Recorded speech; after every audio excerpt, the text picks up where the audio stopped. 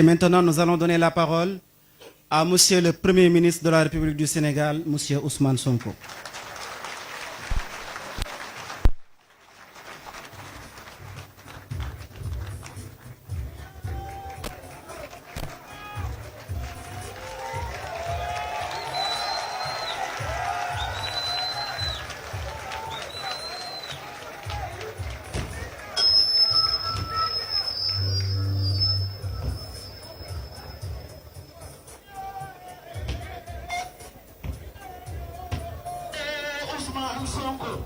Merci, merci.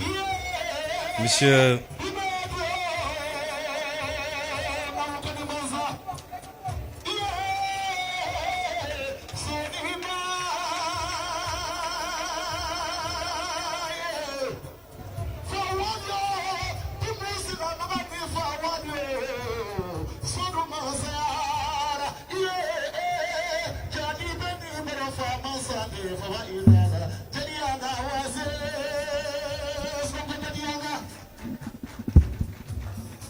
Monsieur le ministre de la formation professionnelle,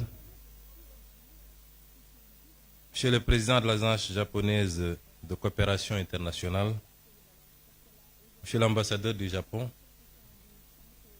Mesdames, Messieurs les représentants des missions diplomatiques, Monsieur le représentant résident de l'Agence japonaise de coopération internationale, Monsieur le président du conseil d'administration du Centre de formation professionnelle technique Sénégal-Japon, Mesdames, Messieurs les directeurs généraux, les directeurs nationaux et directeurs de société, Mesdames, Messieurs les représentants des organisations patronales et des travailleurs, Monsieur le directeur du Centre de formation professionnelle et technique Sénégal-Japon, Mesdames, Messieurs les membres du corps enseignant et du personnel administratif, chers élèves et étudiants, Mesdames, Messieurs, je suis venu aujourd'hui représenter son Excellence, Monsieur le Président de la République, à cette cérémonie. Hier déjà, le Président de la République avait reçu Monsieur le Président de la JICA et Monsieur l'ambassadeur du Japon.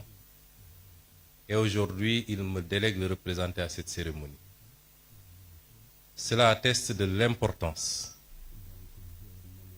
que le gouvernement du Sénégal, et en premier le président de la République, accorde à la formation professionnelle, mais plus singulièrement à cette institution importante qu'est le Centre de formation professionnelle technique Sénégal-Japon.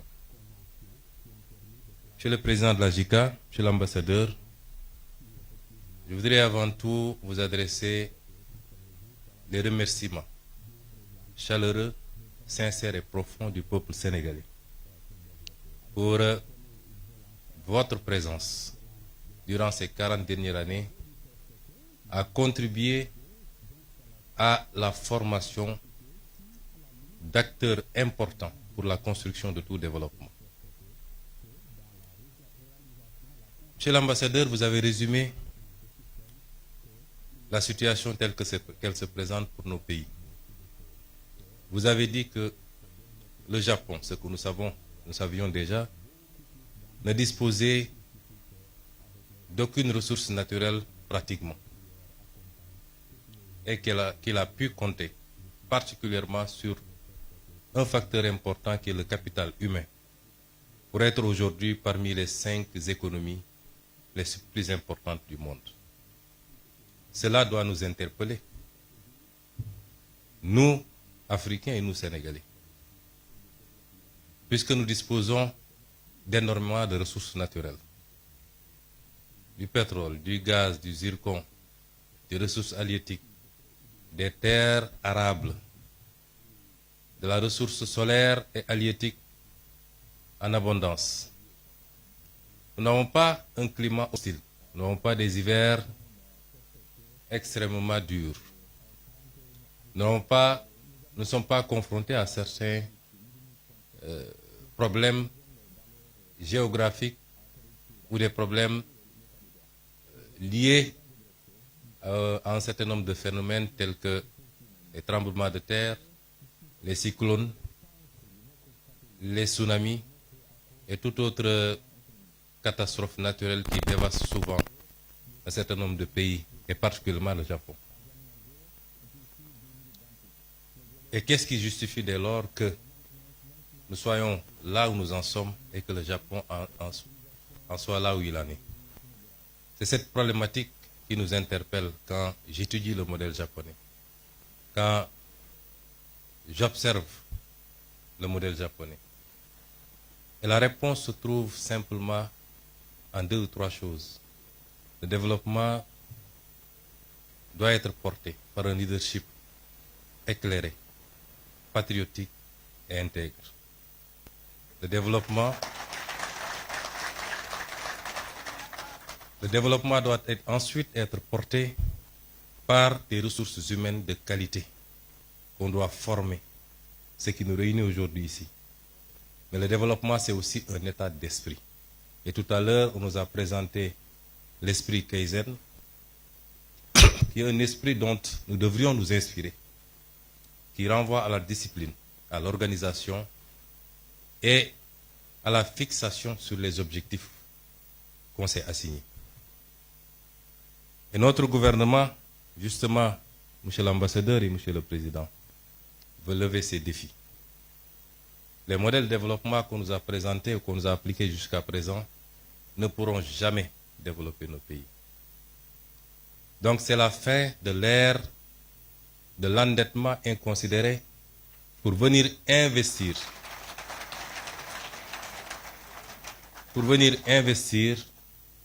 dans des projets qui n'ont aucun rapport avec la construction d'un développement endogène et souverain.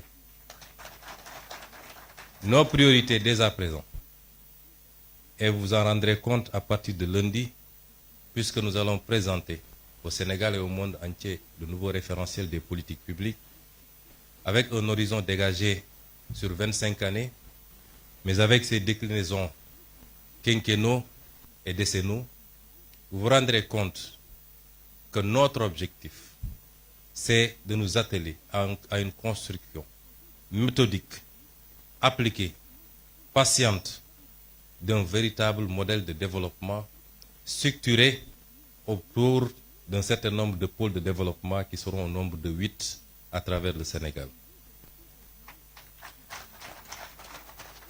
Et nous voudrions que la coopération avec tous nos partenaires soit circonscrite désormais autour de ces impératifs. Et à ce titre, je pense que le Japon est largement en avance, puisque le modèle qui nous est présenté ici est justement le modèle qu'il nous faut, qu'il faut dupliquer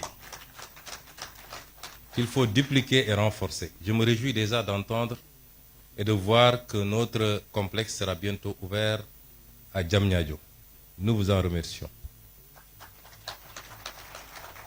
Mais il est souhaitable, toujours avec la coopération japonaise, que nous puissions ouvrir autant de complexes, à défaut de le faire dans toutes les régions, du moins dans les 8 pôles de développement, pour accroître la chance de tous les Sénégalais, les jeunes Sénégalais, de pouvoir bénéficier d'une formation de qualité chez eux et de pouvoir contribuer localement à construire le développement endogène au niveau local d'abord, au niveau des pôles, puisque c'est la somme des résultats obtenus en mettant en compétition les 8 pôles qui nous permettront d'avoir un résultat appréciable au niveau national.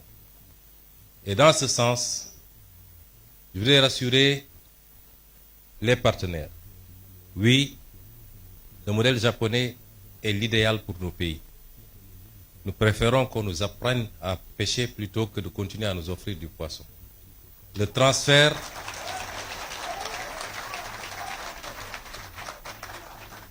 de technologie par la formation qualitative. Tout à l'heure, nous avons visité les ateliers et nous nous sommes rendus compte que déjà, beaucoup de choses peuvent être usinées ici et produire la même qualité qu'ailleurs, avec l'aide et avec la coopération du Japon. Le transfert de technologie par la formation, mais également par l'accompagnement dans la mise en place des outils, et ce dont nous avons besoin désormais.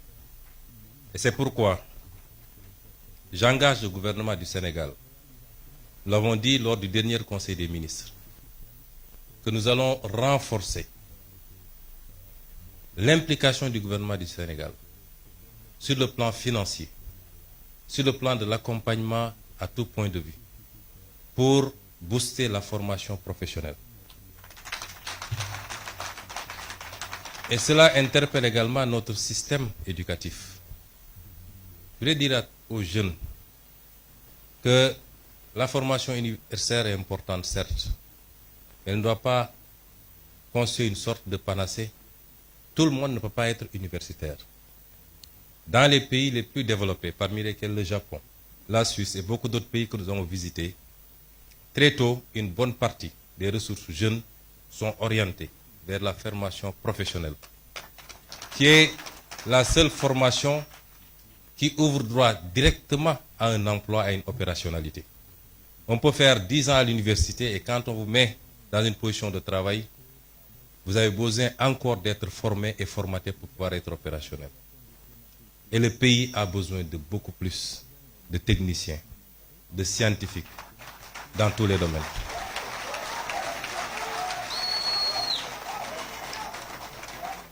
Et c'est pour rassurer également les élèves étudiants que nous ferons le nécessaire avec tout l'accompagnement qu'il faut pour que vous puissiez pousser le plus loin possible, notamment le cycle d'ingénieuriat,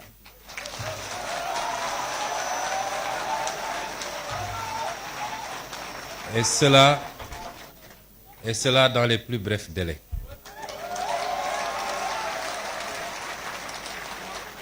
Je ne voudrais pas être long dans ce discours. Je voudrais simplement dire au peuple sénégalais, au-delà des félicitations à nos partenaires japonais, parce que tout ce qu'ils ont fait,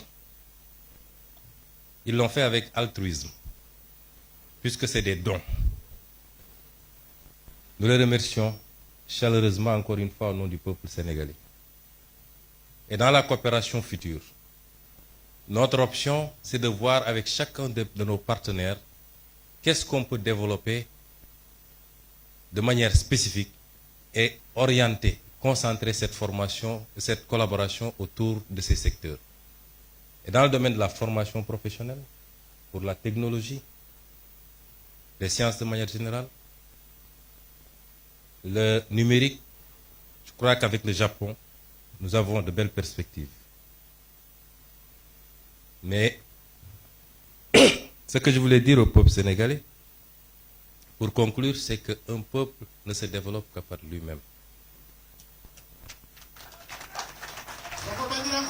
Savez-vous que nous avons fait récemment un exercice de vérité pour dire aux Sénégalais ce qu'il en était.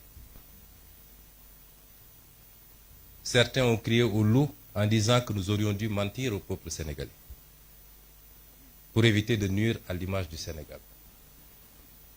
Nous ne sommes pas dans cette relation avec le peuple sénégalais. La vérité sera dite, quelles qu'en soient les conséquences, mais pas pour nuire à l'image du Sénégal, pour lancer un message très fort au peuple sénégalais. C'est que ce qui nous a conduit à ces situations, c'est qu'on a souvent voulu se cacher derrière notre petit doigt et éviter d'affronter les réalités de face. Les modèles de développement qui ont marché ailleurs et qui sont pratiquement identiques compte tenu des réalités et des spécificités socioculturelles sont les mêmes qui développeront ce pays. Et ce modèle, c'est compter d'abord sur nous-mêmes. Notre note a été très légèrement dégradée. Nous attendions beaucoup plus. Pourquoi? Parce que même sur le plan international, les partenaires ont salué l'exercice de vérité. Mais si notre note a été dégradée après, notre développement ne dépend pas du financement international. Il dépend de nous, de nos capacités à nous fixer des objectifs, à mobiliser toutes les ressources endogènes. Et Dieu sait qu'on n'en a pas mobilisé encore le 5e. Et seulement, mais alors seulement, toute aide internationale, encore que c'est rare de parler d'aide, puisque c'est souvent des dettes, viendra simplement en complément. Et ce message, nous devons le comprendre parce que si aujourd'hui le Japon, qui n'a aucune ressource naturelle, qui a vécu ce qu'elle a vécu lors de la Deuxième Guerre mondiale, a su en être à ce niveau, c'est parce qu'il a appliqué cet esprit, ce modèle, cette combativité, ce don de soi pour sa patrie, mais cette croyance fondamentale en lui-même et en son peuple. Je vous remercie de votre aimable attention.